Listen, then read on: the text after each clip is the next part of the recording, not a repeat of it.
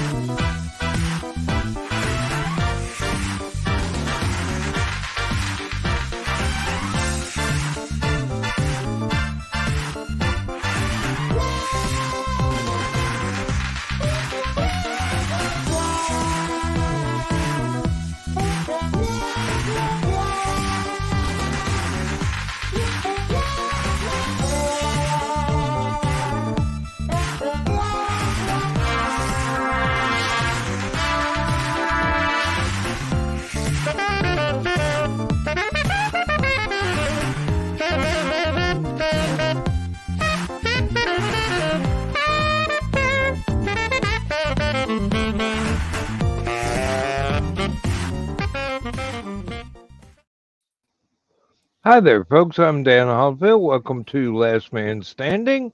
With me tonight, got Joe Bachman, we got Richie, we got Aunt Donna, and that Joshua fellow in Stupid O'Clock turned out to be a disappointment at the last minute. Uh-oh. I thought he had some possibilities, but But it started no. getting creepy with the window shit, so. Yeah. And definitely you do not attack Dawn in my presence. I Hell, you I don't get attack any of us overprotective in front of one of the other. about my friends. Hello, Thesis. And you should have a link to join us if you want to, Thesis. Yeah, Stupid O'Clock was a good show tonight. It was even further off the rails than usual, which I thought was a fine selling point.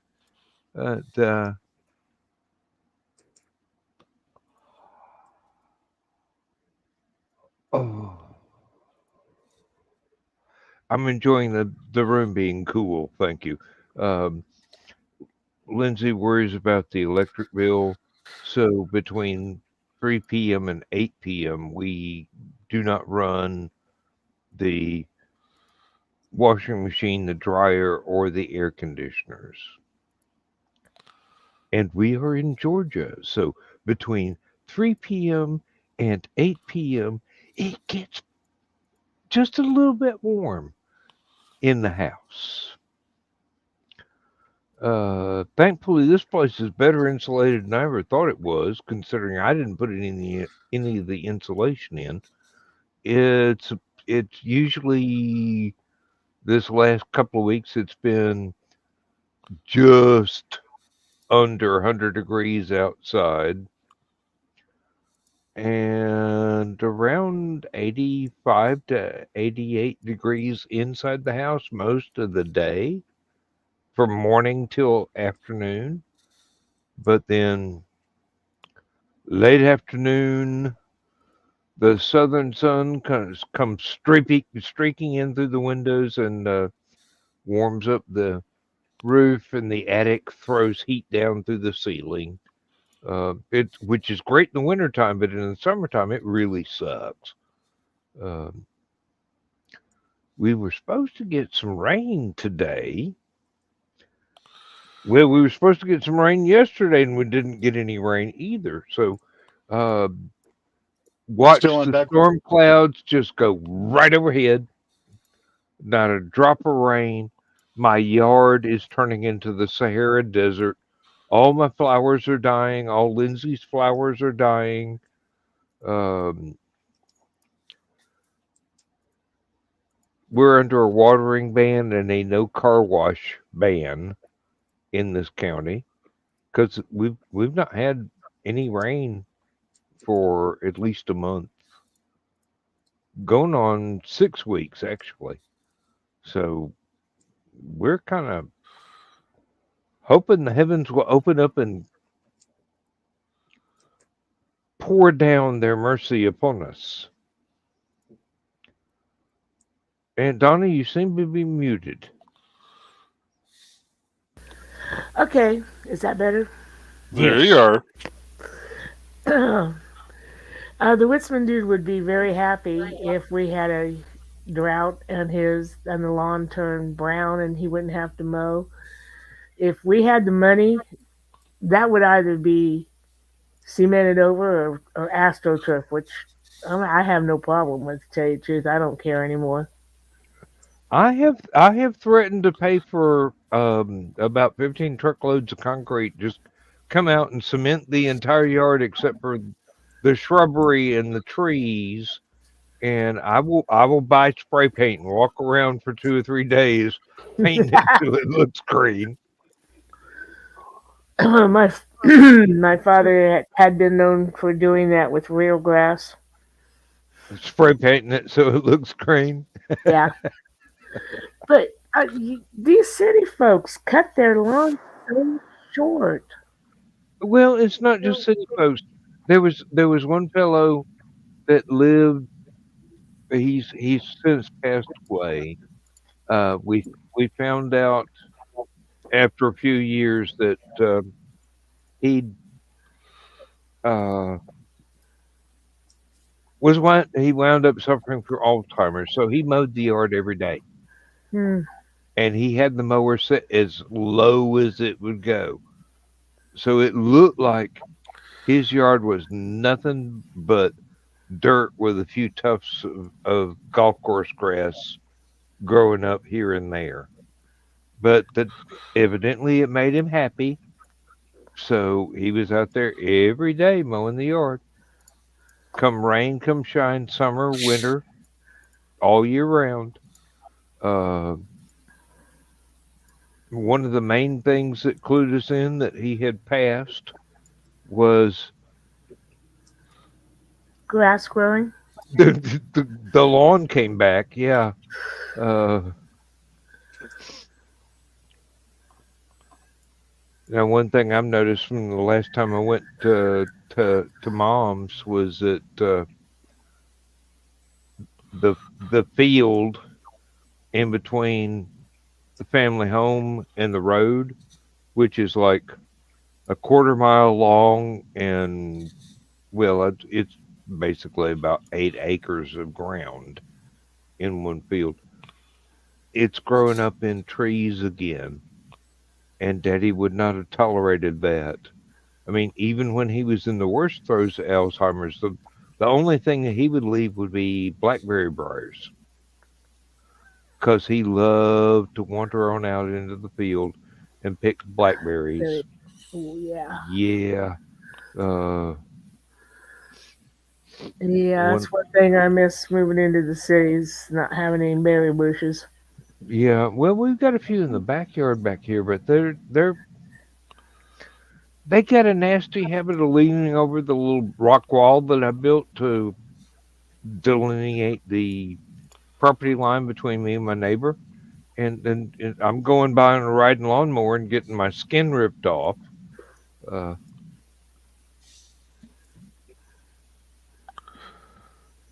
At least Lindsay can walk out there and safely pick blackberries after I've mowed. But uh, my even my palm tree is looking desiccated. Ooh. I've got one of the few palm trees north of Florida, and it's turning brown. Lindsay's very popular on Palm Sunday at church because she can take an actual palm frond to church. You go, hey, my husband's a thief. He stole this from Florida and planted it in our yard. Sounds so bad when you say it that way. That's just dumb. Well, I I went to Florida to visit my second wife when we were separated, and I had nothing to do a couple of days. I walked out in the woods and I dug up a bunch of little bitty palm tree sprouts, brought them back and planted them around the yard up here. And Hey, Don. hey, Don, yeah. Hey, Don. Hey, if you can relocate to the other room and then let Ted get some sleep, you're welcome to come in the show. But yeah, I wound up with one of the few viable palm trees in northeast Georgia. I thought it would be too wet for it, but no, it turns out we're turning into the Sahara Desert. Oh, you're going to bed yourself? Okay, well, sleep well. And yes, I am Or not whatever mad about you activities you're getting a used to. haircut.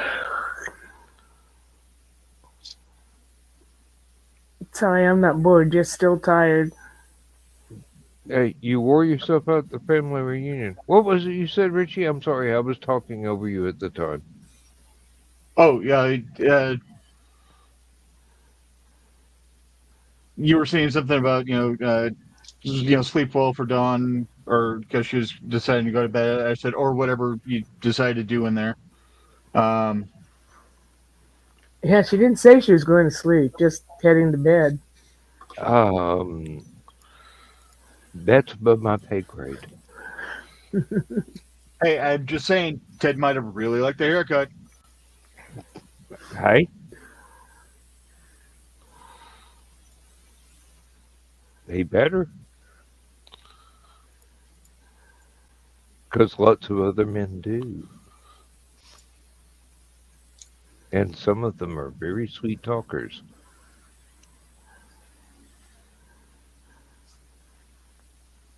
Of course, none of us here, because the men in this chat right now are not single. And Don't have to be single to be a sweet talker. well, to follow through with gusto, it kind of helps. Sometimes all a woman wants is a sweet talk.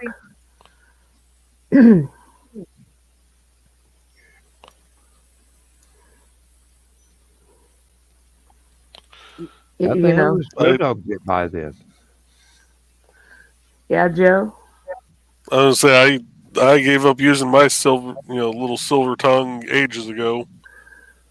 I know I ain't gonna do better than what I got now. Well, okay, there you go. You clarified it. I'll agree with that. Trey is absolutely amazing. Yes, she is. The Witzman dude still's got a pretty good silver tongue. I'm not touching that line, dear. Joe started it. No, today was... Yeah, I replaced the silver with the gold for that. But anyway. Today was the 89th Baker reunion. They started in 1939. Oh, wow. On a farm outside a little town called Catlin, not too far from here. Suspended during World War II, of course. and then started back up, and has there's been one every year since then. And none of my father's family is going to be watching this, so I can say this clearly: all of the assholes have died off, so it's an even better reunion than it has been.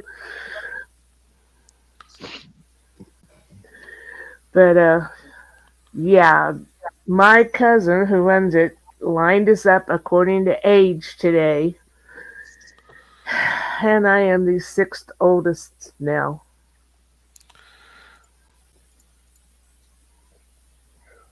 Well, there was a time when you thought you were the onlyest, wasn't there, before you found your biological family?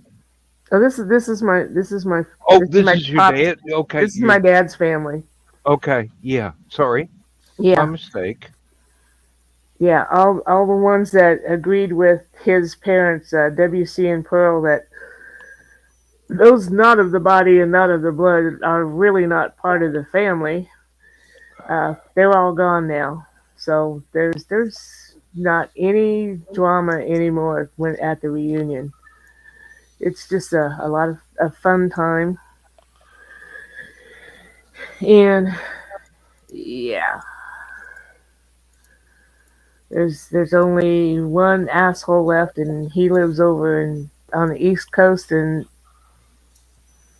his health does not let him travel to Illinois anymore, and I am very glad of that. And he is sorely missed. Yeah. Mm, His daughter's the one that's running the reunion now, okay. and she called him and then took him around to every person to chat with for a moment, and I always managed to be on the other side. There's a couple of incidents between he and I when I was too young for him for things, and that's between me and him. That's not between me and his children. They don't know. They don't need to know. Nobody, you know. But I'm not going to talk to him.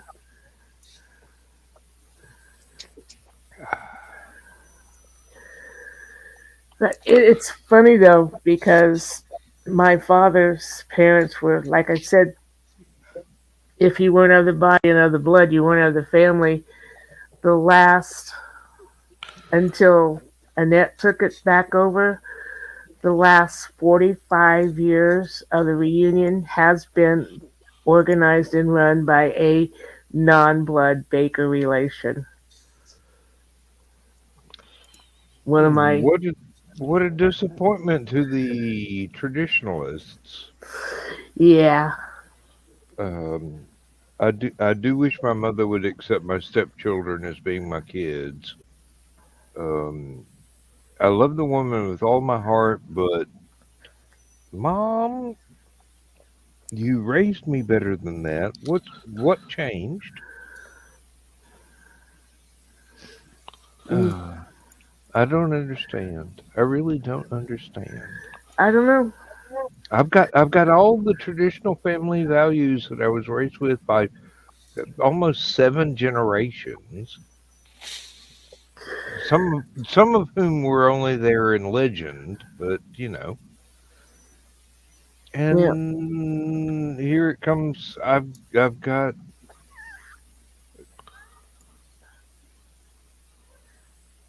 that's kids very that good, Jesus. I've got kids that are they're not biologically mine, but Mm-hmm. I'm their daddy, if not their father, which is a fine Southern tradition. Right. Uh, Well, the cousin who ran it before I did was a stepson. Um, my uncle never adopted him, but when Charlie was due to go into the army, he went to him and said, "I want to go in as Charlie Baker." And my uncle Ernie says, Okay, took him down to the courthouse and had his name changed. Didn't adopt him, but had his name changed. Which I guess he figured about that since he was 18, he didn't need to be adopted anyway. And then it came to me, and I always wondered why WC and Pearl never seemed to like me. And then WC died, and in the will it said that his property and everything would just go to those of his body and of his blood. And I'm like, oh, that's why. And that's when I started calling them by their first names instead of grandma and grandpa, because if I wasn't their granddaughter, then Yeah. They weren't your grandparents. Yeah. And I had a one cousin who objected to it once, and I'm like, look, I'm honoring his last wishes as far as I'm concerned. Since he wrote me out of the family, I'm just doing what he wanted to do. And when that will came out, they not only Pearl not only lost me as a granddaughter, she lost my two brothers because I'm the apple of their eye. They're the reasons I got so spoiled. It wasn't my mom. It was my two older brothers that spoiled me rotten growing up. And they went to her and they said, well, you can't believe this too. And she says, well, that's why it's in the will. And they said, oh, never went back to see her again. Mm. And you only got yourself to blame when you do something stupid like that. Mm-hmm. Yeah. I wish there was a gentler way to say that, but no, that's the most accurate way to say that. Yeah. Because I would have been the best granddaughter they could have had if they had wanted me.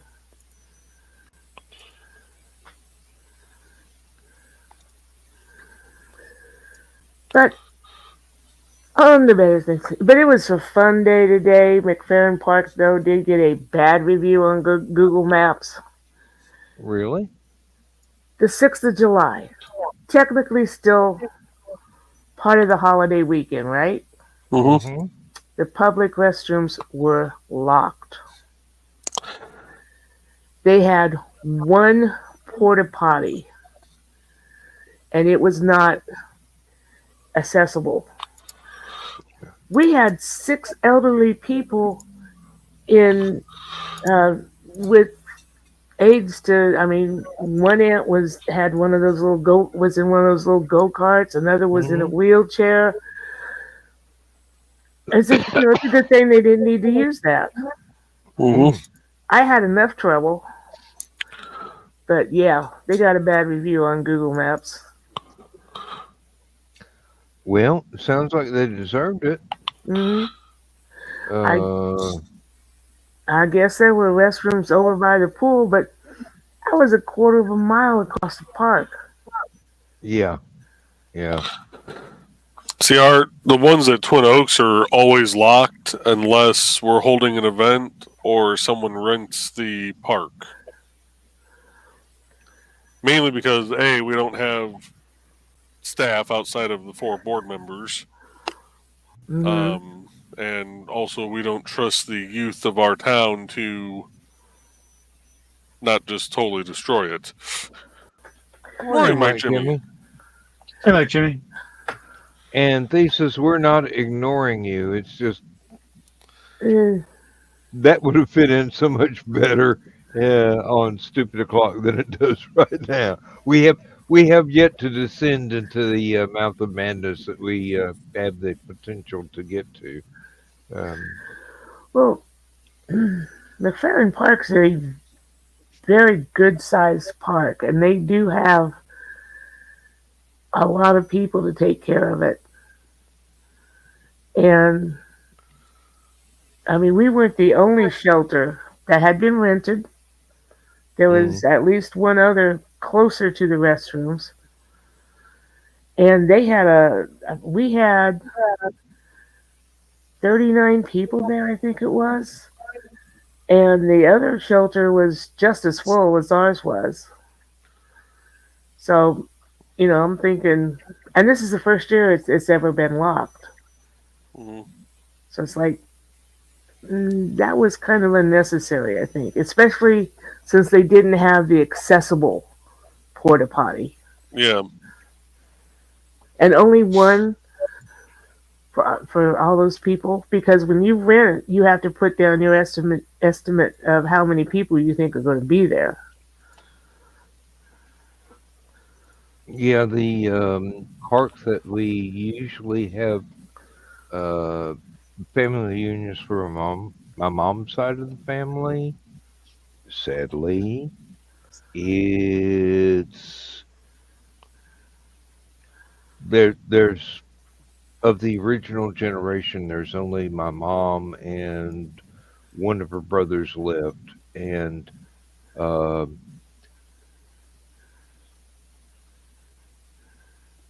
two aunts that were spouses, Hmm. and a lot of the kids, and I do mean much younger than me, are not as enthusiastic about spending the time with the family. I've got older cousins that do, but the I don't want to say youngest generation, sort of a middle generation. Hmm. They just it's not their cup of tea, which is sad because it means that this gigantic huge family that I grew up in is just gradually fading away. Yeah. That, That is a great loss to all of them.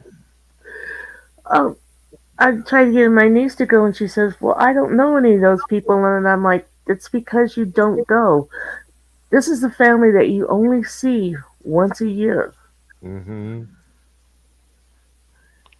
And I mean, especially when I was a kid, I I waited for that time so I could see some of those cousins that I Hmm. only saw once a year. Yep. Uh, when we lived in that area, it was every weekend. Mhm. And then we moved to Georgia, and it became a 4 hour, 5 hour drive for the whole family to go, and it was still a huge family. Mhm. Time passes, and unfortunately, so do family members, Mhm. and Yeah. it gets there's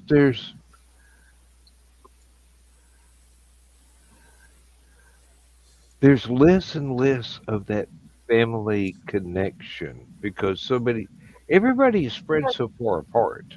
Mhm. It's, uh, you have to go where the jobs are, where the places you want to live are, where you're comfortable.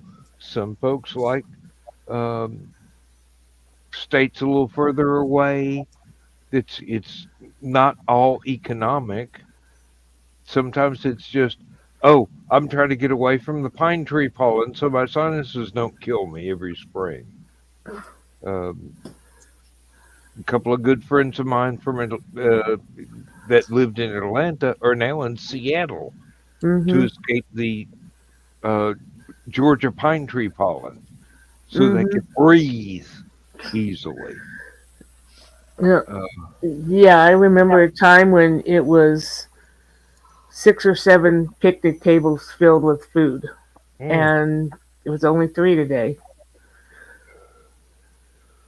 yeah, there was a time when I thought, are we renting out a football stadium or something? Because there's like 50 cars in this park, and it's all us. Mhm. And each car will be full of people. At least 2, maybe 3 generations of people. Mhm. Well, yeah, WC and Pearl had 9 kids. There's only 3 left.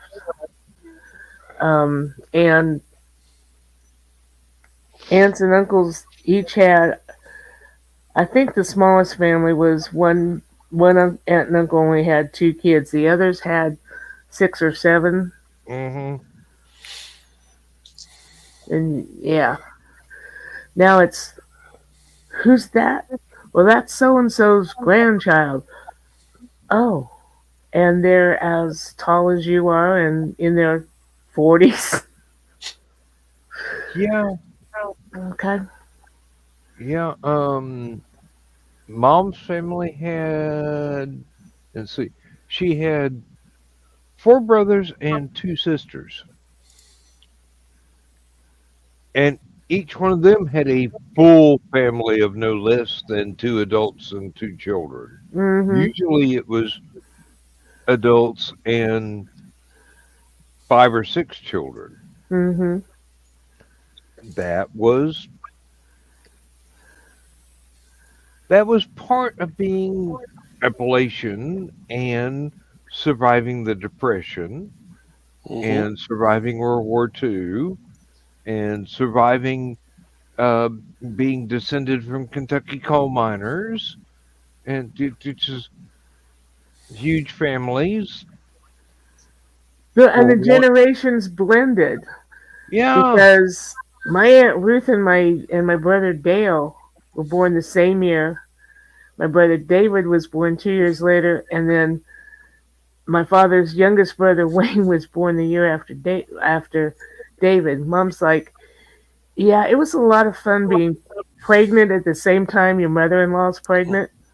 Hey, Ah, here's the star Mercury. of the show. Hello, Aurora. Oh, you are And hi, so Mike. pretty. Good morning. Her hair is even prettier than Dawn's. Oh, don't tell Dawn I said that. Um, Oh, She just came out of the I'm shower, so it's a little fuzzy. just like Daddy's hair. Yeah, well, okay, I came out of the shower too, but because I had to take care of a baby, I didn't actually get clean Mm. because Luz is still asleep. And oh, I woke up to a sleeping bag that was entirely brown where it should be cream. So that was my morning. Yeah, yeah, kind of yeah, happens. yeah. And you know what? I don't care. It's a baby. It's what happened. Mhm. Really? I mean, seriously, if you're not gonna accept diaper duty, you really shouldn't have touched your wife to start with. Uh, If you're not going to accept diaper duty, you do what I did and marry one who had a 5-year-old.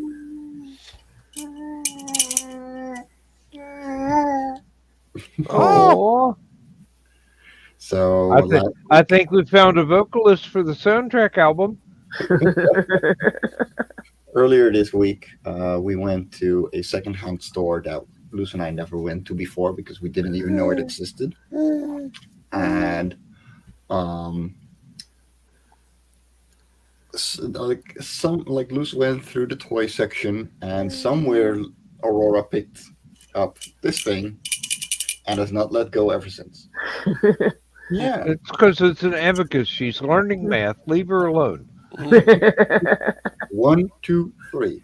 Uh-huh. Well, I mean, you got to Give her. start off small. Gotta go somewhere. Oh yeah, yep. yeah. You're a big girl, huh? Yeah. She's very talkative. God has not left us alone. But It's all right. adorable. Yes, she is. Absolutely. Yeah. Oh, to sum up what I was saying before, I'm the perfect example of these huge multi-generational families going, yeah, it takes a village to raise an idiot. Um, Yeah. Although for some reason, most of them are proud of me. I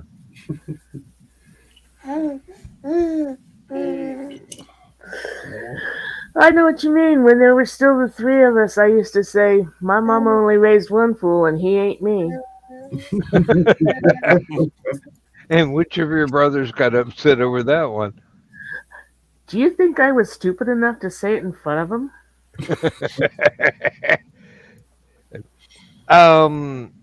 Stupid? No. Sadistic? Maybe. My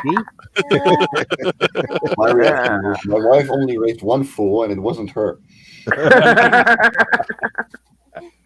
All right. I'm gonna go to the kitchen, not necessarily down the hallway. I will be right back. Thanks for the warning. Hey, Hey. Aurora is in charge. Uh-oh. Kings. Baby at large. That's actually probably the best move for this group. Let's be honest here. There we go. Oh yeah. Oh, yeah. Oh, There we go. you're on the big screen. Who are these strange peoples? I'm standing up. Yes. Yeah, here Oh, goes. yeah. She's You're starting going to be into everything soon. Oh yeah. Oh. I remember those days.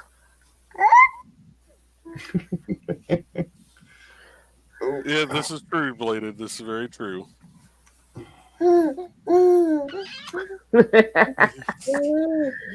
Dan is easily derailed by the appearance of a female, especially one with red hair. Yeah. I think this is the most vocal she's been on the show. Yeah. Yeah, no, she's like the last week. She just started talking way more. Nice. And yeah, like she's just, this is her learning to talk, and it's just one of the things. Like, yeah, I learned how to sit now, so now I'm gonna learn how to talk. You know, and starting to crawl. It's still backwards mostly, but Okay, so she figured out where reverse is. As long as she figures out neutral, drive, and park, we're good. well, the park part is a little weird because then she'll be at on all fours and be like, I don't know what to do.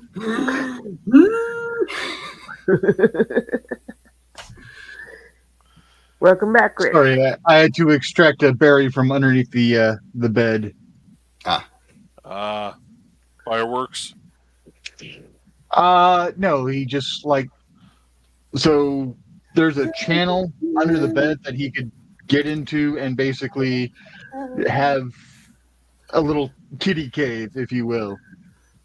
The only thing is Misty doesn't like him in the bedroom because his uncle, when we still had him, used to spray. Mm-hmm. So since then she's been very leery about cats in the bedroom because, you know, that's not a scent you want to try to sleep to. No. Yeah. So I had to remind them that the way to get him out is for the sounds of his treats not to be shaken in the box to hit his dish. Because then he knows he's actually getting them. He's smart. Yeah. He's like, And you can that- shake that thing all day. Doesn't mean I'm getting one. It's in the dish. I'm coming. I'm coming before you put it back. Yep. So, That's how we ended up with Himoni. April's husband will not abide a male cat in the house because of the male cat his parents had when he was a child that sprayed all the time. I've never had a problem with any male cat I've ever had. Well, if they get like spayed quickly enough, it's no problem. we Yeah. only had a problem with Cookie when he was mad at us. That makes sense. Kisa had an issue. Priest didn't. Priest wasn't fixed, obviously, because if he was fixed, Barry wouldn't have happened. But yeah, it's all Kisa's fault. Mm. Kisa And would do it because he's bored. no, We have one that is borderline feral. I mean, he'll let Lindsay get close to him, but if I walk out on the porch, he runs for the woods. And we got another one that is just the absolute most epitome of a snuggle kitty that you've ever seen.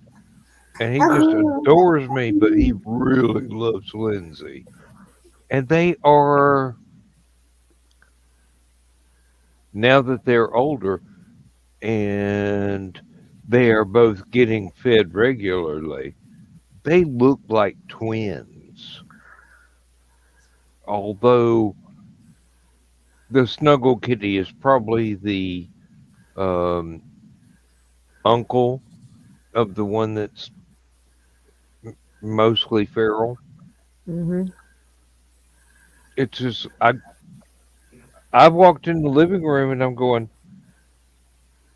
what? Why is Billy running for me all of a sudden? And then the penny drops and I go, oh, that's Agate. That's not Billy. Billy No Mates is just the oh, I absolutely adore him when he doesn't knock the food container out of my hand and spill it all on the floor. yeah, Strips and Himoni are pretty much twins, and we kind of wonder. We know Kiddo had 3 kittens last year, and one of them disappeared, and we're wondering if somebody picked up Himoni. And that's how April ended up with him. But fortunately, April put a collar on him early, so he's still wearing a collar in order to tell them apart. And then there's also the fact that Strips weighs maybe 6 pounds, and Himoni weighs probably about 14 now. And That's a healthy boy. And he's got another year to grow. Yeah, he's going to be like our Blue Boy was. And it's not fat, it's all muscle. Mm-hmm. Now, the little mini Panthers are easy to tell apart because my beloved little Charcoal is kind of stout and fluffy, shall we say. Hello, And- everyone. Hi, Chris. Yeah, Chris. And little BB is very long and skinny, and has her head reminds me of a Siamese. Her head and ears. So basically, cat weasel. And she has golden eyes where Charcoals are green. But she's gotten over her little vacation outside. And she's even more, she's not exactly snuggly now, but if you put your hand down, she'll come to you and say, oh yeah, I want petted. Where before, it was, okay, you can pet me, yeah, that's enough. Yeah. I've only had one feral one in the house. She's currently asleep in the bed.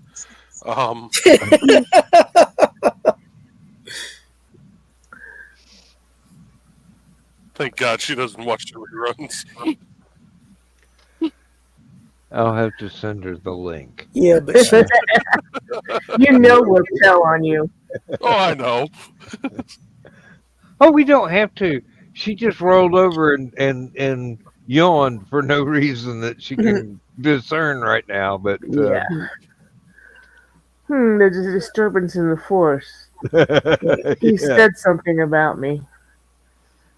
Joe likes to live dangerously.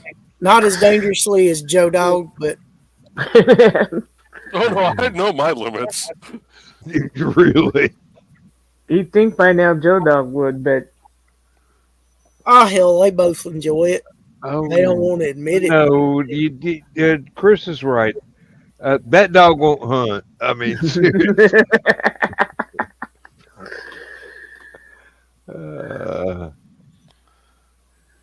I mean, there's times where she gets a little more annoyed than others, but for the most part, they both like it because they're just constantly picking at each other. There we go. She is adorable, Mike Jimmy. Oh yeah. She is wonderful. Y'all did good. of course she is. Look at who her parents are. Yeah. Mm-hmm. Yeah, I can't. I still can't believe something so pretty came out of Luz and I. Oh, I Well, I can. mean, I've seen a photo of Luz. I can believe it, but Yeah. And, Mike Jimmy, your artwork is beautiful. Well, I try. Speaking of which, I got to get some work done. I mean, the world of Korra is something to behold. It is, yes. oh Lord, my serials editor just posted about where he thinks the Nice. garbage code in his recent links for the stories is coming in, and he's using Microsoft Word's HTML converter. And I'm just sitting here going, we give you a link to a free HTML coding program, Oh, God. and you use Word. No, I mean, it's fine for spell Nothing. check and the occasional grammar check, but you got to be really picky about accepting its advice. But copy it.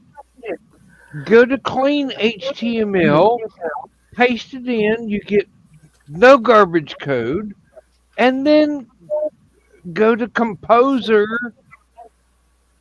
copy paste, boom. No garbage. No garbage at all. I mean,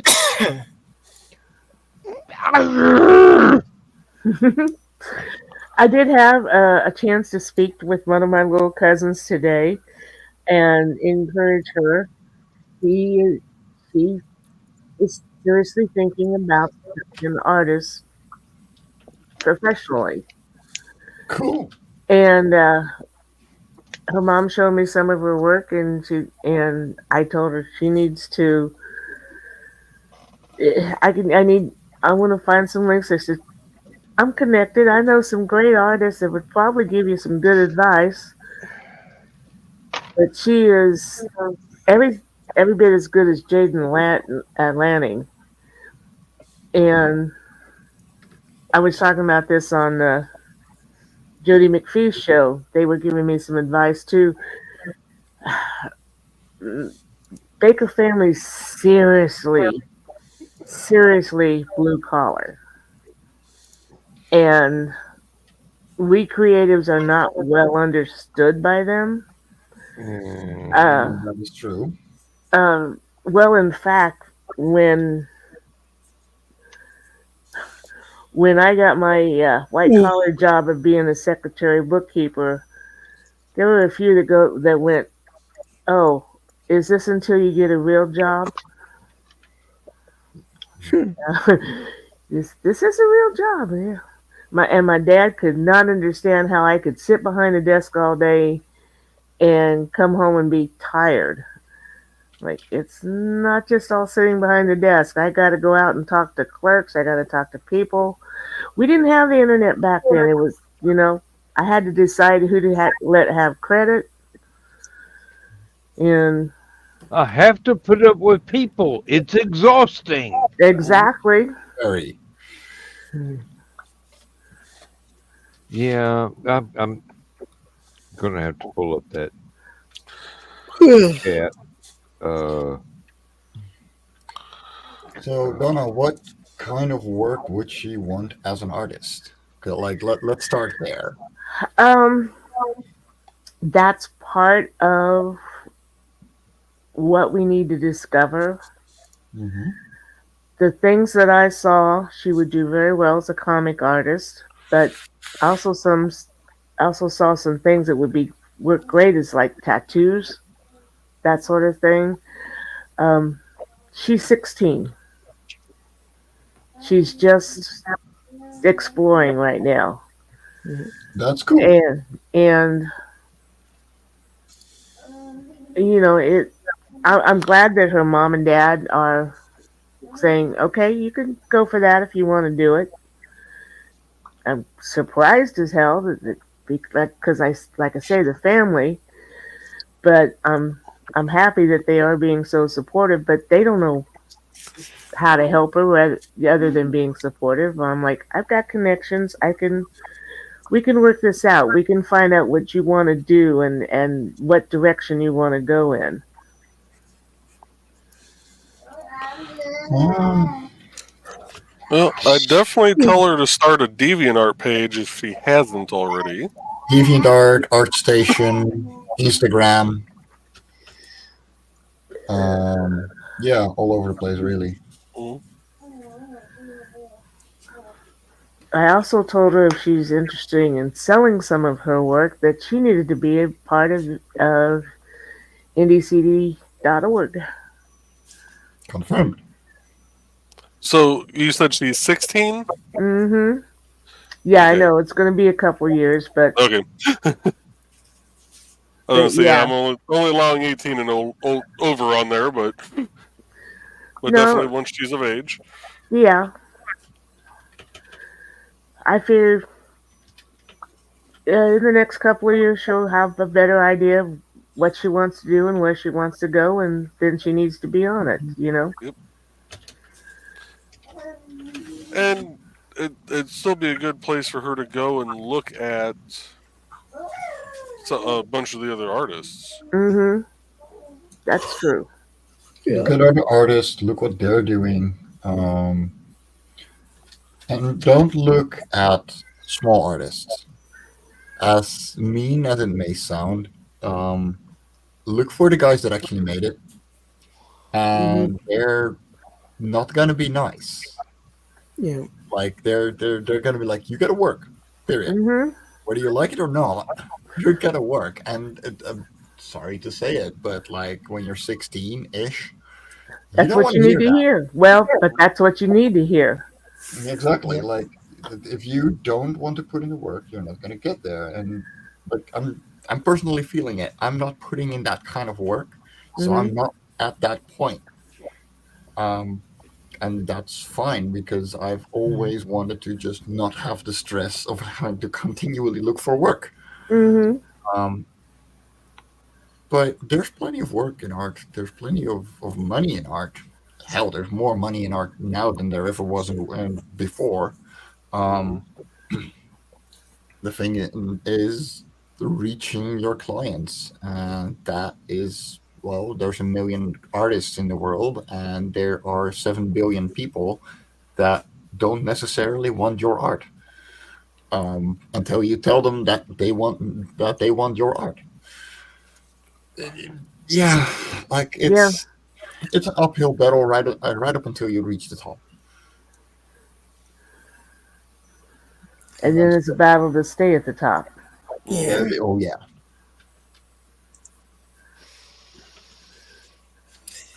And as the AC/DC song goes, it's a long way to the top if you want to rock and roll. Mm-hmm. Hmm. I just looked at the message traffic from the Aphelion staff, and the long fiction editor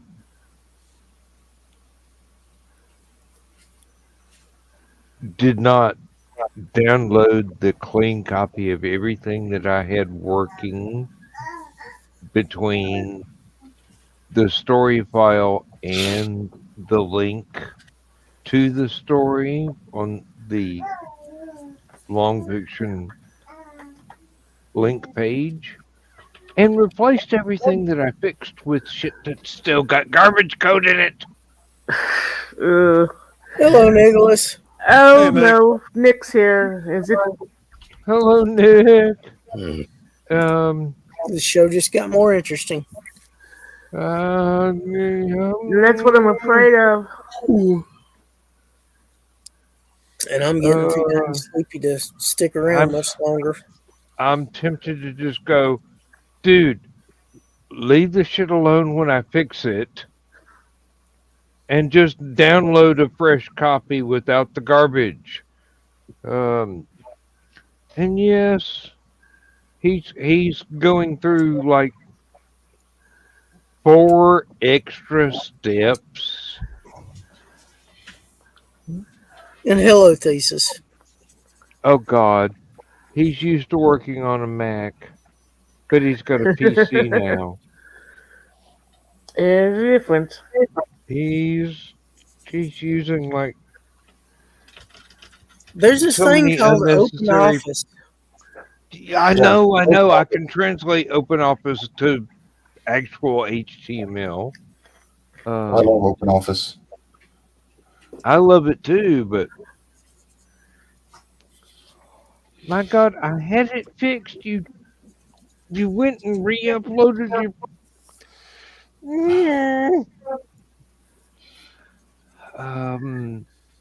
I'm gonna leave it. I'm gonna leave it till tomorrow night, and I'll fix it just before I upload everything. Yeah. If it still needs to be fixed, or actually, I'll just take the versions that I already have fixed and replace whatever he did.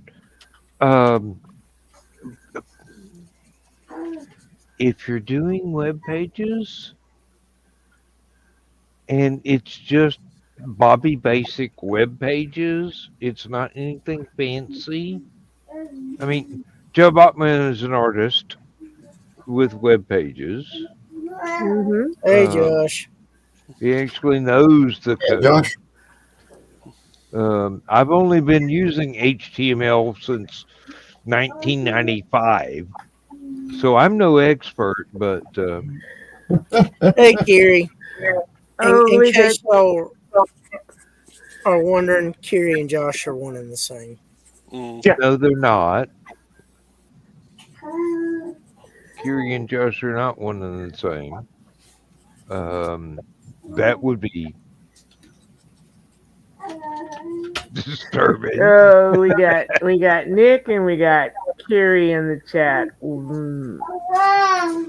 And Thesis was there for a little while, but He's still there. Okay, good. But he's not. He hasn't been as spicy tonight as Nick and Kiri have. Sorry, I got distracted doing Aphelion stuff. I mean, it's your show. Pay attention, boy. I got responsibilities. I got kids to raise. Apparently, one of them I'm not doing a good job with. Uh-oh. Yeah.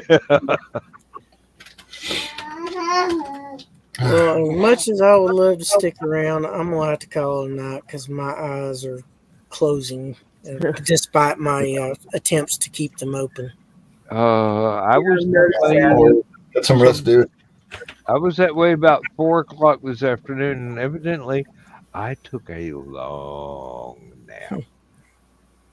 I didn't know until I woke up, and so I was in the middle of a IRC chat, and I hadn't said anything for about 5 hours.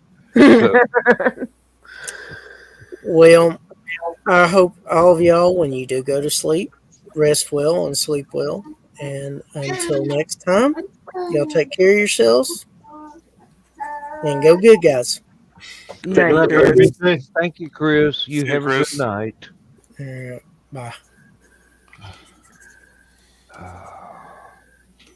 Should we ask Kiri?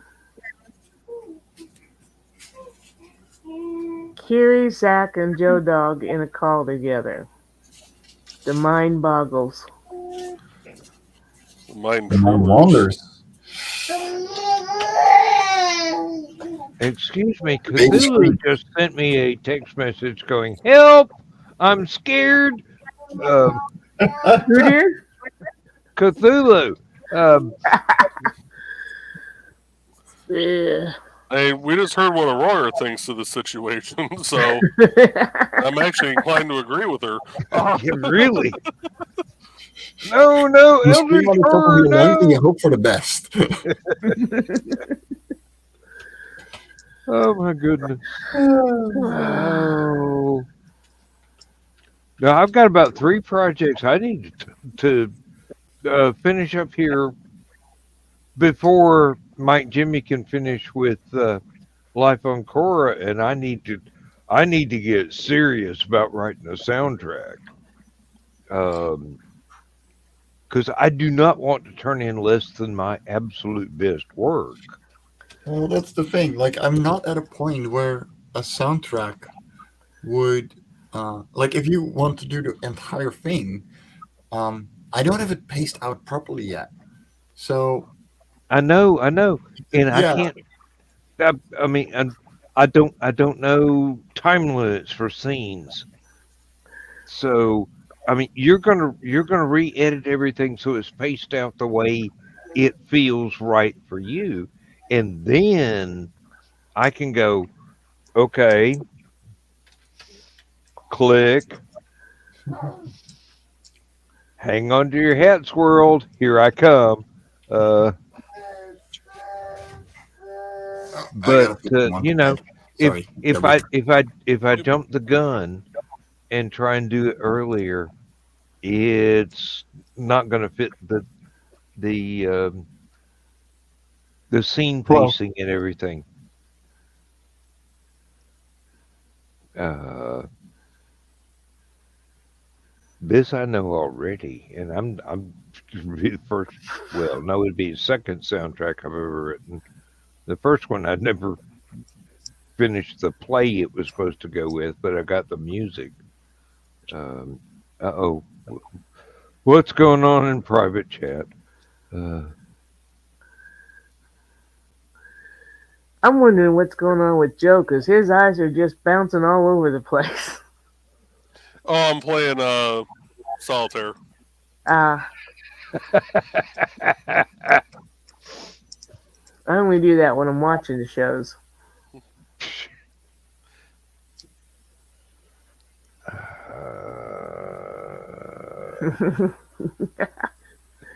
Yes, Oh, Slurp. yeah, you can see my eyes pretty well right now. Mm-hmm. Okay. Normally, I look more like an evil anime character when I'm staring kind of straight on at the screens like this. You weren't exactly staring. Your eyes were going. Doo, doo, doo, doo, doo, doo, doo, doo, doo. Okay, I went dad mode on the staff. threaten to turn everything around if they don't settle down. No, I just said basically we have the free, no garbage HTML composing program for a fucking reason, and it's free and it's intuitive and it's got a great spell check. So use it. Quit using Word. Oh my God. I mean, Word's a great word processor, but it's extremely finicky. Try moving an image, an illustration in a Word document by a 16th of an inch in any direction, and all of a sudden you got 52 extra pages that don't have anything on them, and your text is no longer aligned with the image that it was aligned with before you decided to try and move it. I feel your pain. The other trainers don't like publisher for doing our quick reference cards. So the new manager has given us a new template in Word that will allegedly address my issues with why I don't like doing the quick reference cards in Word, which is exactly that reason. You got an image, you try to get it to do exactly what you need it to do, and Uh-huh. suddenly things are all over the place. And they're like, well, it affects too much and blah blah blah, and you have to do everything in text boxes. I'm like, everything's in one giant text box. There's no text boxes you have to worry about. Yeah, really. I developed the template that way for a reason. And this way, if you've Oh, got to change something, everything is already flowed and it. I know, I know, I know. I've Other I've than that, I've written she's a great manager. I've written 3 different training manuals for the factory in Word, and images were anchored to specific paragraphs. And then you realize you needed one more sentence in that paragraph. Mm.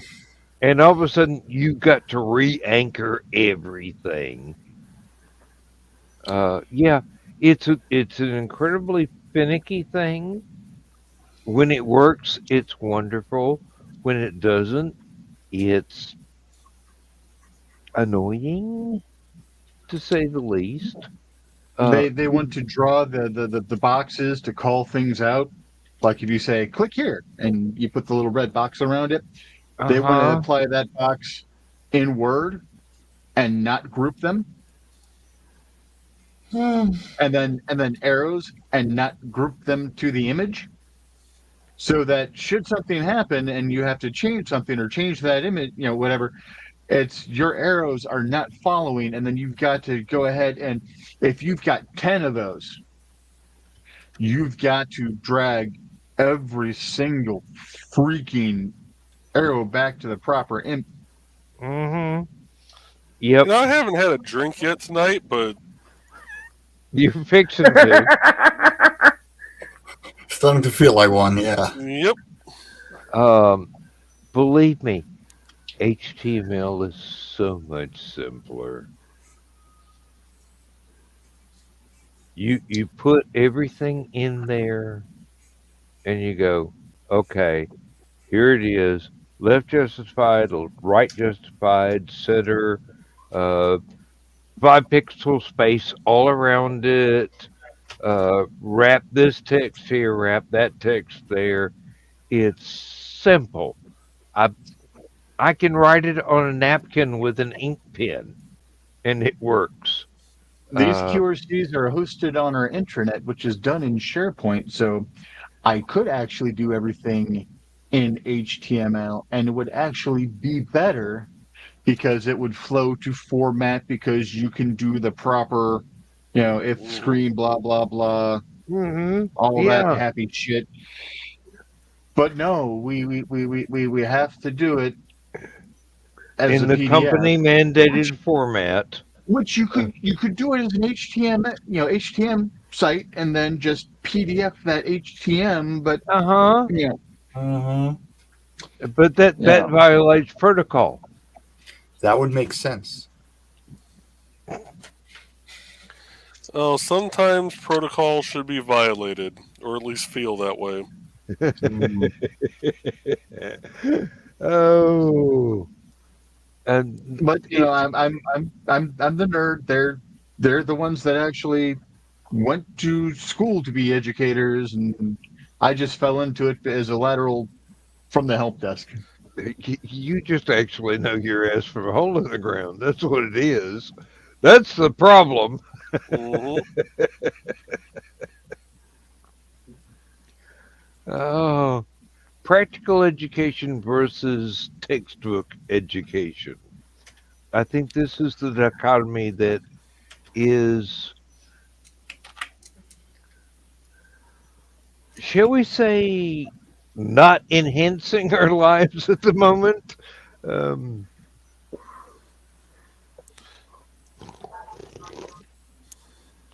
I really need a verbal sarcasm font there. Uh, Yeah. no, I, I, I can fix this, but I can't force them to use it. If they're going to keep doing the same old thing in a way that doesn't, oh my God, he's never downloaded the official HTML editor. He's only been doing this for 5 years. Um, it's free. It works. If any of my staff watches this, they're gonna go, "What the hell is he so upset about?" I mean, all he does is pay for the web space. I mean, he doesn't do anything. Uh, well, I wouldn't normally, but apparently I have to troubleshoot shit. Um, I, I learned a long time ago. I never mess with the code for the forum section because that's beyond my pay grade. Uh, my web guru goes, this is kind of complicated. I'm going, I ain't touching it. Not no more. I've screwed it up too many times in the past when it was simple. Now that it's complicated, nope. But this, I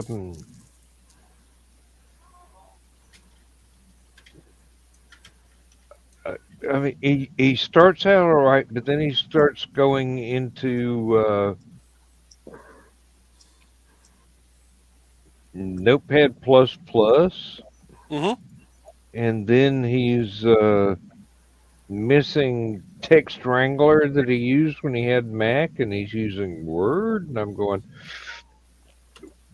there's a stumbling block right there. You do not put code in Word and then ask it to convert to HTML because Word throws garbage code left and right. It's just, it's built in.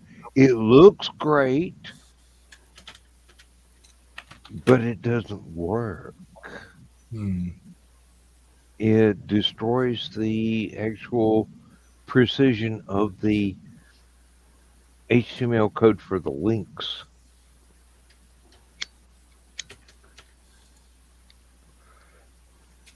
Good Lord, I sound like I actually know my ass from a hole in the ground. The thing is, you probably do, just don't realize it. No, I mean, I know a lot about a few things, and those few things I know a real lot about. But, you know, in the general scheme of things, nowadays,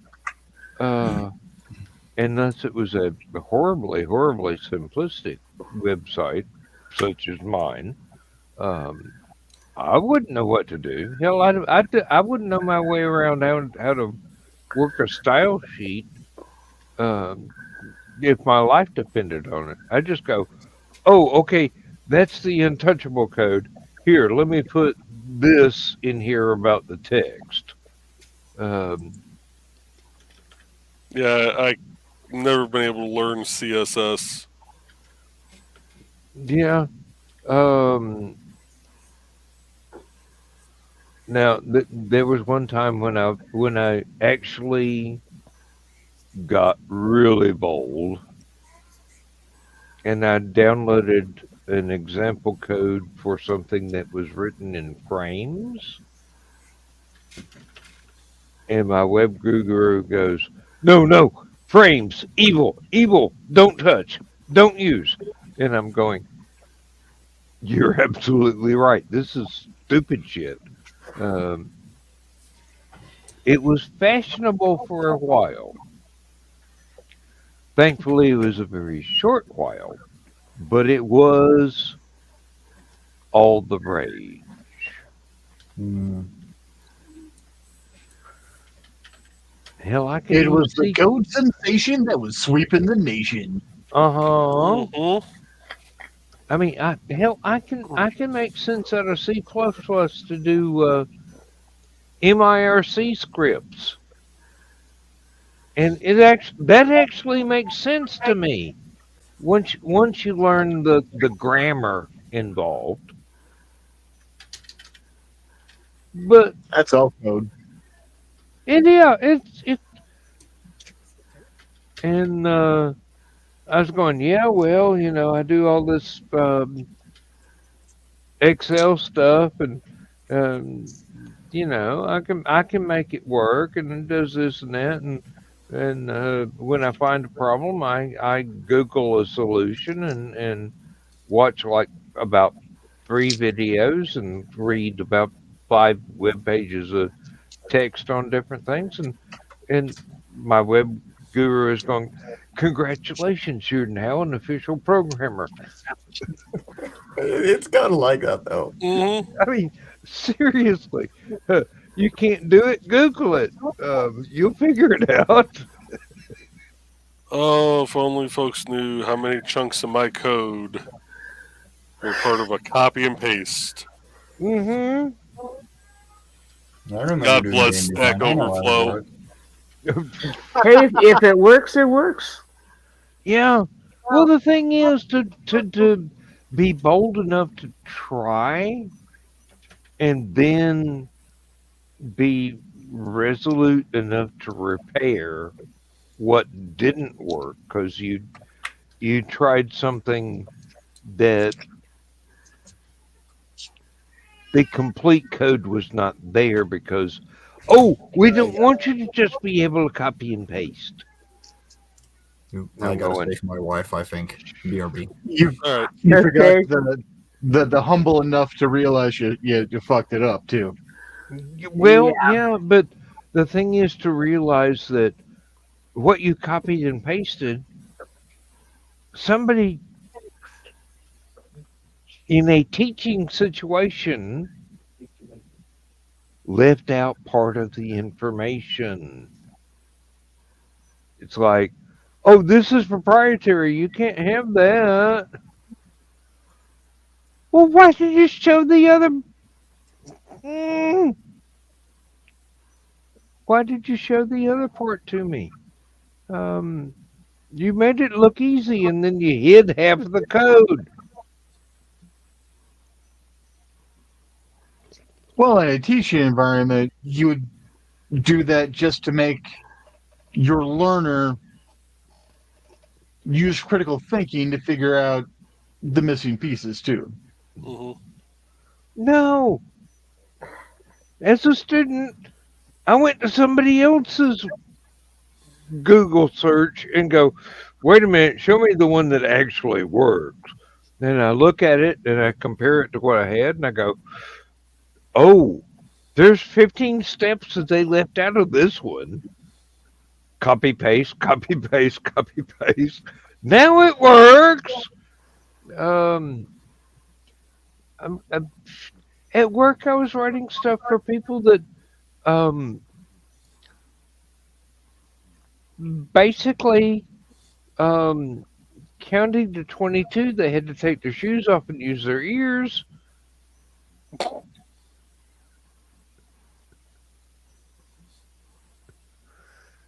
Hell, most of us got hired because we could count to 4 several times in a row and stop at the right number. 16, 24, 32. Yeah. Um, we were just there because we were willing to sweat and had the ability to count to not huge numbers. Um, and here I wound up writing stuff for engineers to go, holy shit, how did you get it to do that chart? And I go, Google. Uh,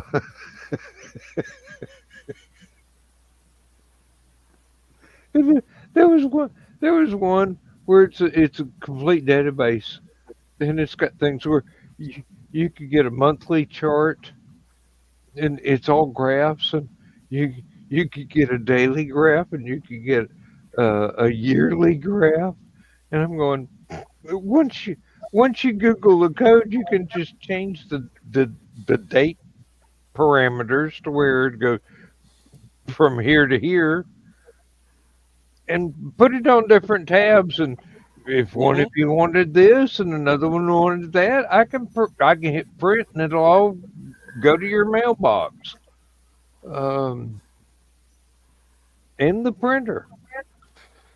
One of these days, I need to have my buddy John actually sit down and look at the code that I did for my concrete apps.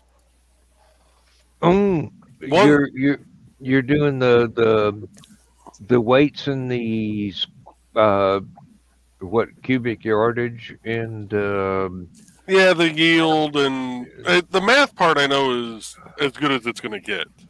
Yeah, because you got to calculate each field out. Do you have to include reinforcement? I mean, rebar and No. wire and whatnot. Nope.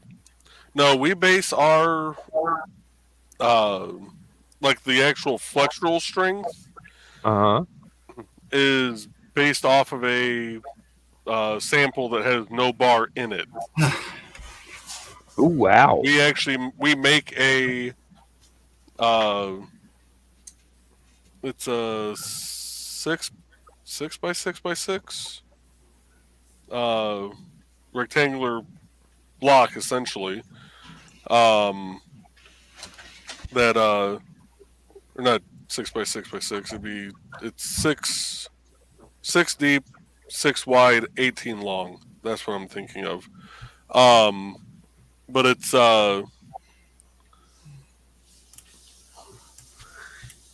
you have to hit 550 psi on that to open it to traffic. So and that's without using the sample uses no reinforcement whatsoever. Right. So it's the weakest sample possible. Yep. And what you build actually has the reinforcement. Mm-hmm. So it's better than the example sample. Yeah. Yeah, their basic running theory is if that passes, then you know the shit that actually has reinforcement in it's gonna be good. In theory. Well, that's sensible. That makes sense. Yeah.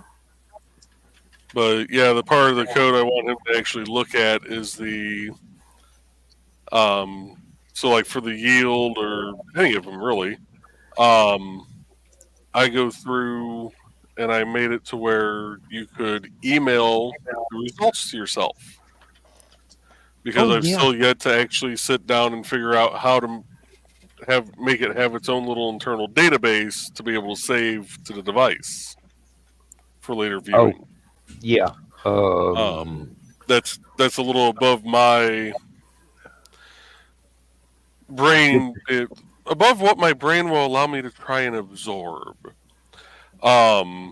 Depending on what program you're trying to save it in, it could be either fairly simple or hellishly complicated. Well, this would be for both Android and iOS. So it's going to be two totally separate sets of code. Yeah, okay. Ain't touching it with a 50-foot barge. But the way I have it set up right now, when you go to email it to yourself, if you look at the code, it's basically telling it, grab, here's the name of a variable. This variable is going to grab this bit of information. here's that same name but with a number after it that's going to grab this bit of information, and which is basically like the text, the label of whatever that piece of information that you either input or was calculated. And it's almost easier just to actually pull up the code and show. But like, I want to say just the email portion of it was about, I don't know, 60 lines of code, 70 lines of code, because I was using a variable for every single little thing. Sometimes you and then have was to. confusing the unholy shit out of myself with what I was naming stuff. Sometimes you have to, though. And then once the penny drops, you figure out what lines of code you really didn't need, but they were there for insurance to make sure it worked. Mm-hmm. Oh, and Mike Jimmy, I have got to pay you a very high compliment. You know what the most lusted after canal boats in England are? Dutch ones, probably. Dutch barges. Schuiten, yeah. They're huge. They can cross the ocean, and they're just incredibly versatile. And I'm looking at the design of some of these things, and I'm going, wait a minute. I know what that funky little wing thing is. That's a Thor Heyerdahl proved that those are necessary. That's like a rudder you can pull out of the water because flat bottom boats don't have keels. It's like an artificial keel, and it's like, holy shit, this is a great design. Flat bottom keels, you make the floating world go round. Sorry. No. Yeah. I mean, thanks to my fascination with British canal boats, I'm just going, holy shit, give me a drafting program. I can design some stuff for this. They would never build it because, hey, it wasn't designed in the 1800s, so it's not traditional. And I'm going, I don't give a damn about traditional. There's no reason for you to have to stand at the back of a 70-foot boat when you can put the cockpit in the middle where you can see both ends. There's no reason for you to be dodging from side to side when you could put cameras all over the damn thing and use a computer screen. Shaw. I mean, seriously, there's no reason why you got to have one big old headlight for a tunnel that points up to keep from being in everybody's eyes when you could put car headlights on the damn thing at the water level, as well as the one that points off to the side to be traditional. There's no reason why you've got to stand at the back and actually move the rudder yourself when you can have a wheel. Oh, yeah.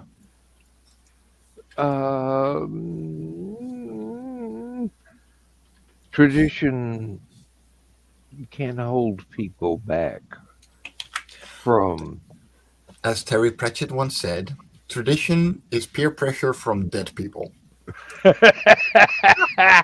Yeah. Yes, Terry is absolutely right. I miss him. I miss him so badly. Yeah, I need more Discworld books in my life, honestly. Well, he had some stuff he hadn't finished, and he put it in his will that it was to be run over by a steamroller. Pretty much that hard drive had to be destroyed so nobody could pastiche his work from his original notes. If they were going to pastiche his work, they were going to have to read everything and do it the hard way. Yeah, and I honestly am all for it. As much as I would love undiscovered Discworld stuff, I'm glad it's not going to happen. Yeah, If no, if but if somebody does the research and somehow manages to mimic his writer's voice effectively, I'd be all for it. I mean, I'd jump on it. But yeah, it wouldn't be the same.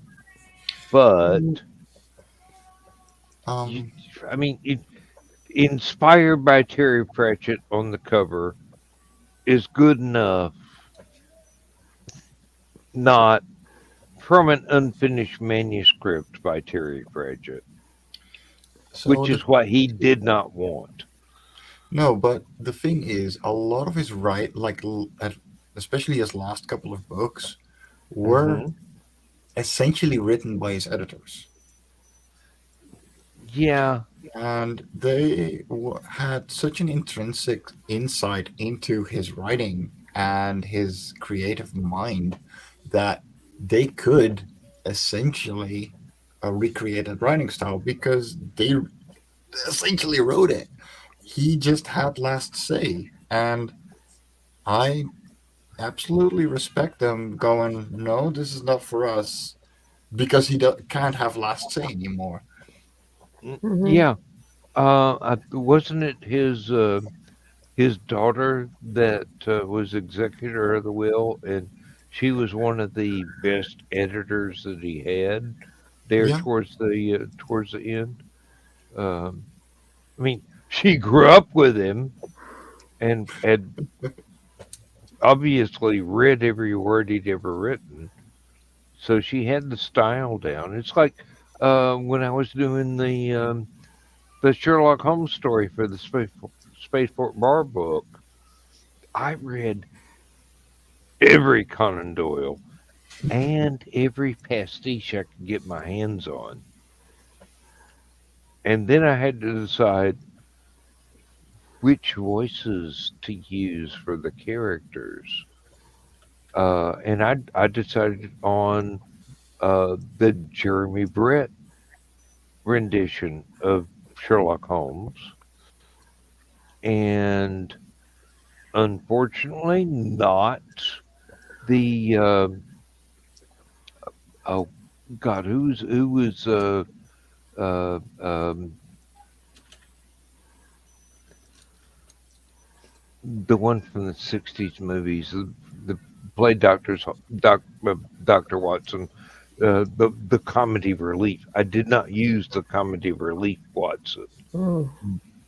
I used a combination of the two actors from the Jeremy Brett Holmes series that played Watson, and a couple of others. Uh, the radio serial Watsons were not comedy relief. Uh, uh, Nigel Bruce, was that his name? I can't remember the actor. It's one of them, yes. Okay, yeah. He was one that was working with. Oh crap! Now I can't remember. Basil Rathbone. Basil Rathbone. Yes. Uh, Unfortunately, the studios decided that Nigel Bruce was going to be comedy relief, and Watson was never comedy relief. He was Mm. right there, an equal partner, basically. He was And the exposition. Yeah. yeah, he had to be right on up there, even though he couldn't make the intuitive leaps that Holmes was making. he had to be capable of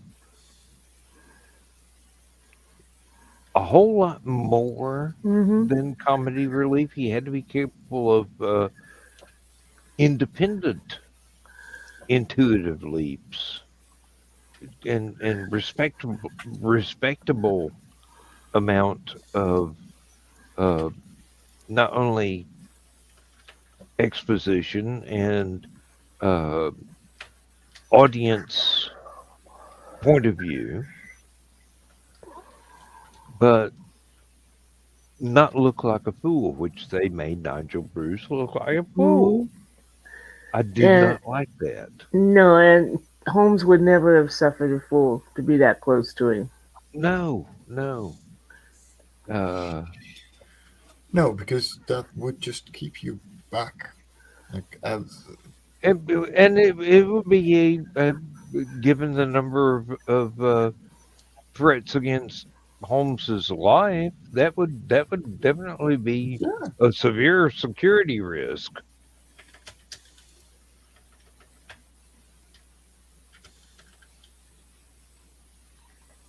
I don't know how the hell we got on this one, but that was a nice thread there for a second or two. That was nice. Yeah. No, it's just creative talk. Mhm. It happens once in a while. Hey, my mind is one of those things where uh, half the time I know what I'm thinking, the other half I'm extremely surprised at what my mouth says. Uh, You know what you're thinking, huh? Tell me how that feels.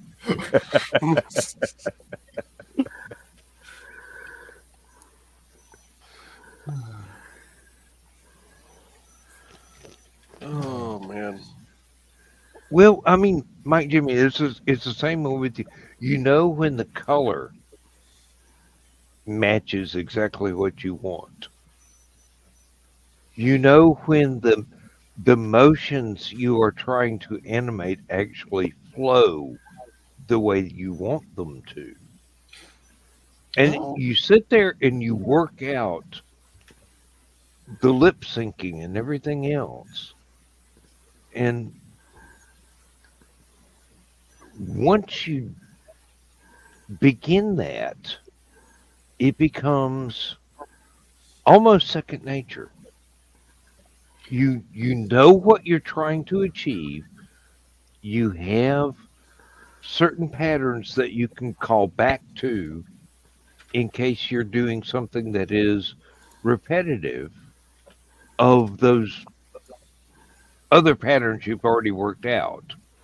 But you're not afraid to go, oh, this is different. I got to make a new pattern. so there's a funny thing about that, and that's something that um, a thrift reseller that Luz and I follow. Well, Luz mainly. I'm not so much, but she finds cool stuff, and I like that. On YouTube, and she's like, I do Art Deco, Mhm. and I have aphantasia, like I do. She's like, I find myself um, not being held back from what is in my mind's eye versus what I'm putting down on the table, to show you guys, because I don't know what it's going to look like until I did it. Mhm. Mhm. And I find myself having that same kind of mindset with a lot of things that I do because I don't know how things are going to look until it's down on paper. Mm-hmm. I have the experience to make it look pretty decently, um, but it also means that because I don't have to worry about it having to look the same as it is in my head, because there's nothing up here. Um, Occasionally there is, but it comes out in words and not so much in visuals. Um, it's a lot easier for me to just go in and get it done.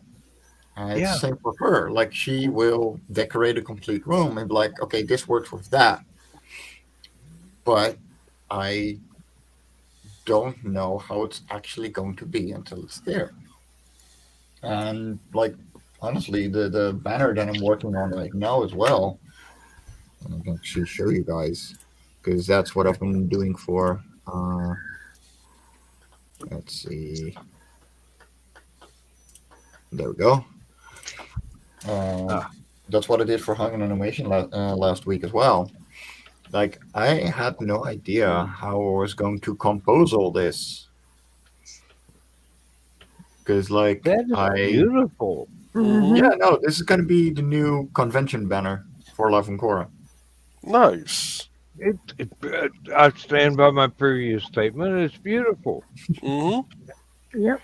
I'm having fun, and I'm getting the new characters in. Like, I got Shrew over here in her actual color instead of black and white, making Luz happy.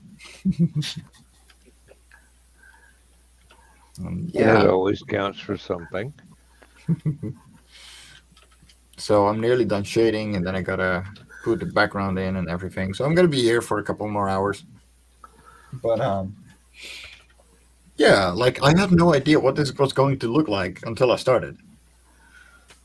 And I start with the easy characters, like I've drawn Grund and Otzi like a million times because they are the most easy for my audience. They are the characters that they usually Most identifiable. first. They're the most interesting visually. And third, there's Calais from issue 4. Yeah, and of course we got the new one, which is very bright. So I want those guys up there because I found with the old banner, and I can show that one too. Let me see. There we go. That people were interested. Like, what the hell is that? But they didn't see the characters. And so, unless they already knew the IP, they were like, what am I looking at, right? So I had to put the banner on my table for it to actually show what it had. And I want to avoid that, so we're going to do this. Yeah.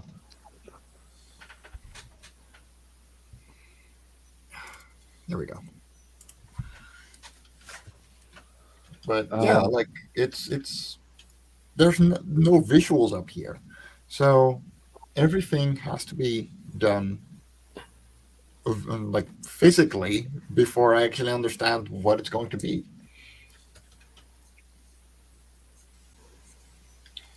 I find myself when I'm occasionally I will build a piece of furniture out of wood, and I find myself heavily influenced by things that I learned about in college in art classes. It's all 1700s, very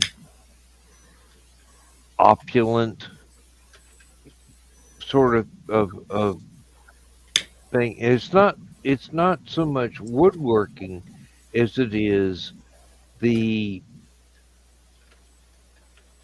decoration of the woodworking. Yeah. And there's a complete palette of colors. There's one, basically it's one very striking solid color, and then two different tones of something pastel built off of that as contrast. And then you've got to figure out, where does this go on the trim work to set off the mahogany tones of the stain finish that you're using?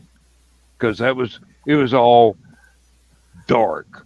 Now, if you were using something light like con or pine or something like that was just a whole lot lighter, you'd have to use a whole different palette.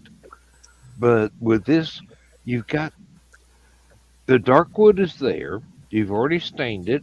It's already dried and everything, you have to decide which pattern of trim that you're going to put around the edges, and then you have to decide how does this fit with the color palette of the house. Like if you've got hunter green curtains and blinds and things, you're not going to want to use robin's egg blue anywhere because it's going to be a glaring contrast to the Yeah. greens. And then you just sometimes you spend hours mixing paint just to do a stripe Yeah. along the outside of the back of a chair or a bench, basically. Sort of like a teeny tiny church pew. All the scroll work and everything is there, but you're trying to highlight and make it match the room. And I'm sounding really pretentious right now. I'm sorry.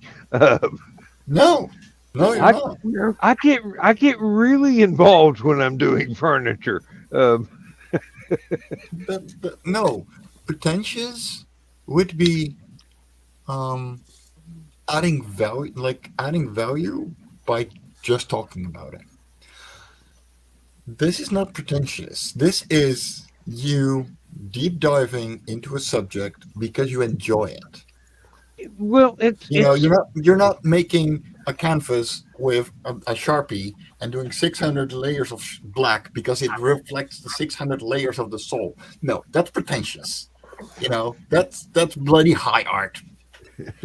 No, we're talking you enjoying something and wanting to put the best out there that you personally can and how you experience those things. That is not pretentious. well, it's and I'm never doing it to sell. I'm always doing it for my own house. So I'm the one that has to be happy with it. It's not like it's ever going to wind up in a bloody museum or anything. Well, Hey, if it lasts long there, enough. there's Rob trying to bring me back to sanity. We don't need no sanity around here. Thank you, Mr. Sterling.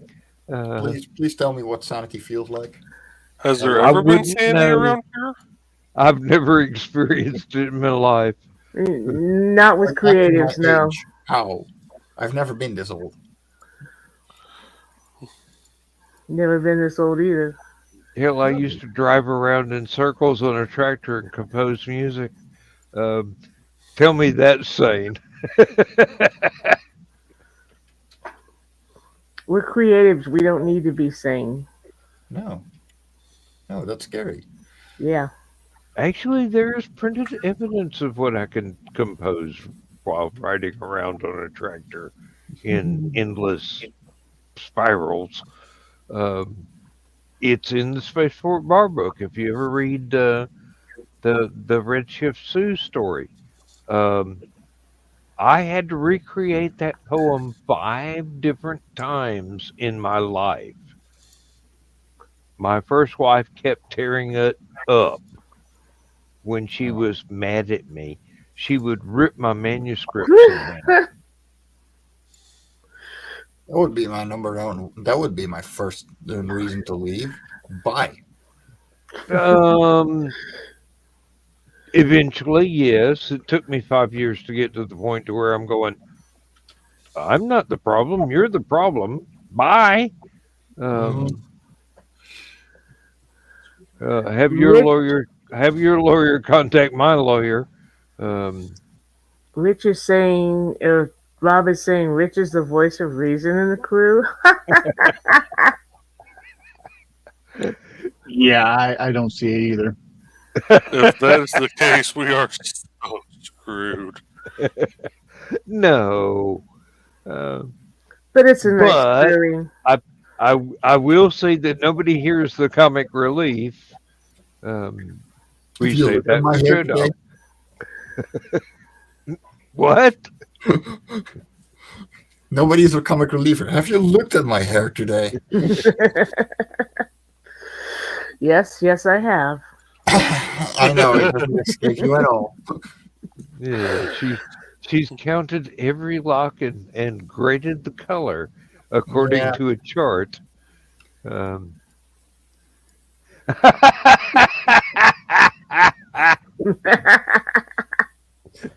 so wait, that was a pyramid scheme? No.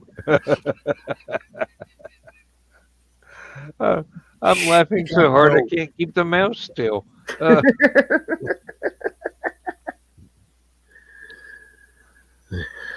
Oh, oh God, we've only got like 8 minutes left, folks. Hmm. Time flies when you're having fun. And this for was sure. Well, guys. Joe Dog wondered how I was going to top this. I guess y'all helped me show him. Uh, although I probably talked entirely too much, but then Oh. again, that's what I do.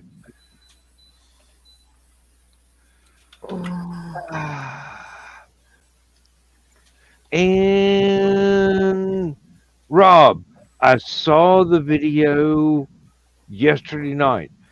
Excellent job, my friend. Excellent job. I really enjoyed that. Uh, if you if y'all are watching this later, or if you've not watched Atomic Snack Bar videos, please do, because Rob does an excellent job, a very snarky, excellent job of. Hey, I don't think he would be ashamed of that. Oh no, he goes for snarky. Oh yeah, and he does it so well. But he goes back. He does deep dives into different um, sci-fi and horror movies, but mostly sci-fi. They kind of blend over sometimes, but and he'll give you the history of what it was, who was working on it, uh, who the special effects people were, who the suit actor was for a monster. All these things that you really it without Rob you'd have to really do deep dives into movie history to be able to get this information.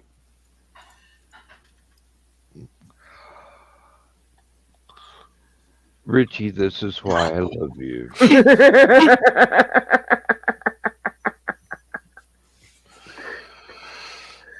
Oh, Lordy. I mean, seriously, where are you going to run into that word if you're not reading a H.P. Lovecraft story? Mine are more non-Euclidean geometric schemes. Oh, I keep waiting for somebody to actually do a live action at the Mountains of Madness that actually works. I mean, I've seen a couple that were animated, but mm, oh, yeah, Oh, Carl felt this week's was a particular interest to Lady Donna. Lots of Sean Connery and bikini action. Yeah. yeah, he hasn't pointed that one out to me yet. No, I mean, Zardoz was one of the movies that was covered in Friday night's video, and that was one of those films where you watch it and go, "What were they smoking when they wrote this?" What were they drinking when they wrote this? Not thinking, No, drinking. no, what were they drinking when they acted this? Actors. Yeah, what were they smoking when they wrote this? Depends on the year. Could have been LSD. Probably was. No, it was, what was it? 80s, 80s to 90s. No, 80s, early 80s, I do believe. So a little bit too late for LSD, but just in time for cocaine. hmm Not that I would know. He said the 70s. 1974. 1974. Oh, Oh my definitely. God. That was a good year. Yeah. I am barely older than the movie. I don't remember the 70s. I do. Oh, hush up, Joe. 74, I graduated high school. I was 17. It was a very good year. I was 17 and looked 25. That'll do it. It was the beginning of fun. Trademark. I was 17 and looked 12. Misty might have been conceived just after the movie. Well, let's hope it wasn't during. I was about to say. Might have been during. There's a possibility that- Otherwise, you know, shortly after somebody the had movie. a Sean Connery fixation there. No, I actually, could believe it. totally see my mother-in-law being all over Sean Connery. Yeah. Actually, believe it or not, in 1974, Aunt Donna was still a very shy person. Aunt Donna is still a very shy person. You just Yeah. learn to hide it. No, I started working my way through college as a waitress, and when you wait on construction workers and truckers, and then start dating them, you lose your shyness very quickly. I wish I'd lost my shyness very quickly. Believe it or not, I am still extraordinarily shy. But I have learned to socialize since then. I'm not shy anymore. I'm just like, I don't want to talk to you. So That is I'll very just look the other way.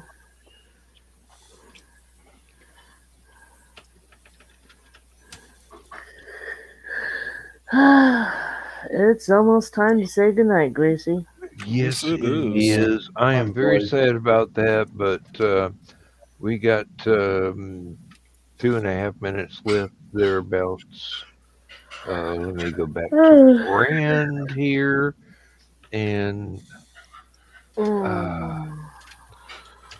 it's almost time for the bedtime story, which not many streaming shows use, and that's because they end before people should go to bed. It's only my show that goes, hey, we're up late, so you're going to have nightmares for the rest of your life. That's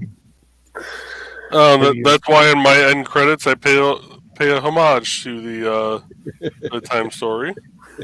There's that word again. Yeah. Hope it's not an insult.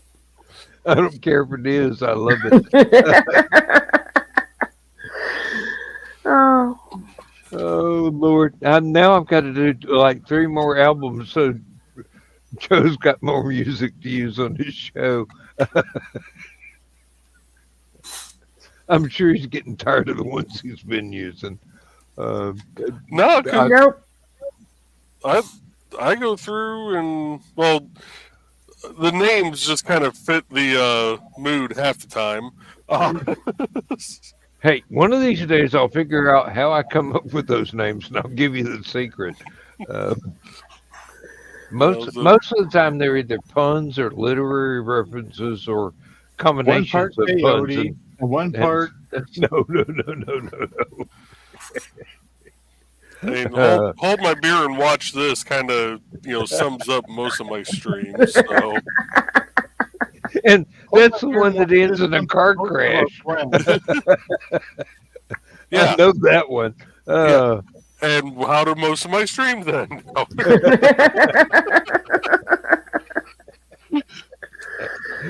Oh. Well, ladies and gentlemen, and people that will be watching this on the repeat, thank you very much for your time. Thank you very much for your presence, everybody here. Thank you very much indeed for gracing me with your attention and your presence. It's been a great conversation, and we will have to do this again next week ad infinitum ad nauseum. So let's see here. It's time. So thank Good you, night, folks. Greasy. Good night. Good night, And folks. God bless you, Mrs. McGillicuddy, wherever you are. I'll learn how to talk eventually. It's not like I do it for a living.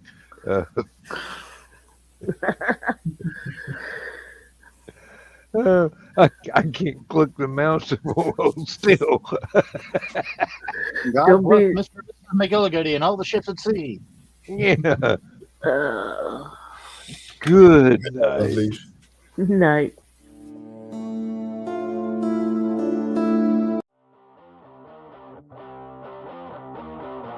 Transmission overload. System will shut down.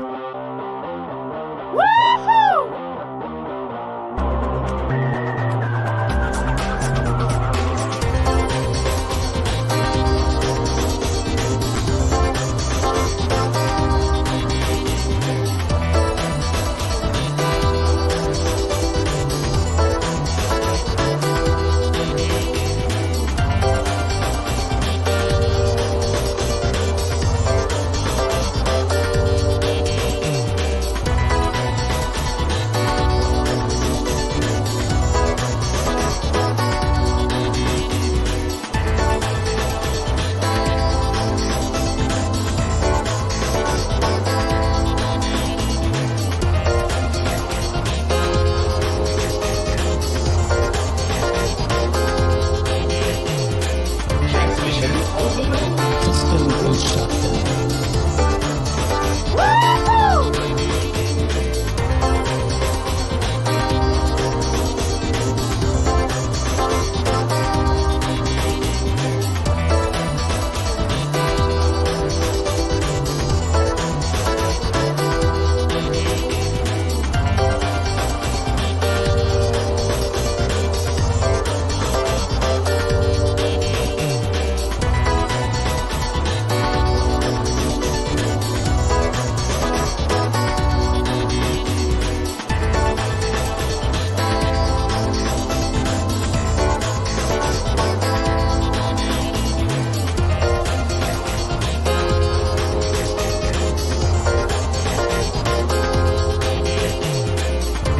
Transmission overload. System will shut down.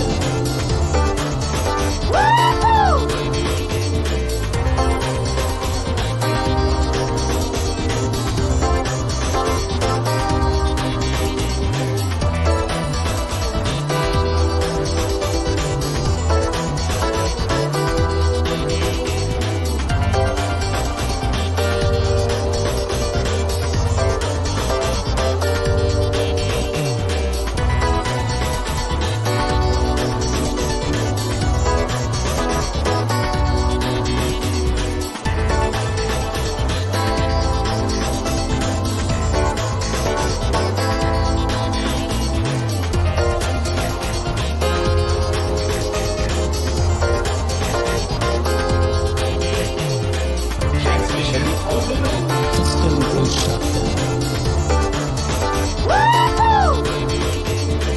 Transmission overload. System will shut down. System will shut down. System will shut down. Oh, son of a gun. You thought I was going to say son of a bitch, didn't you?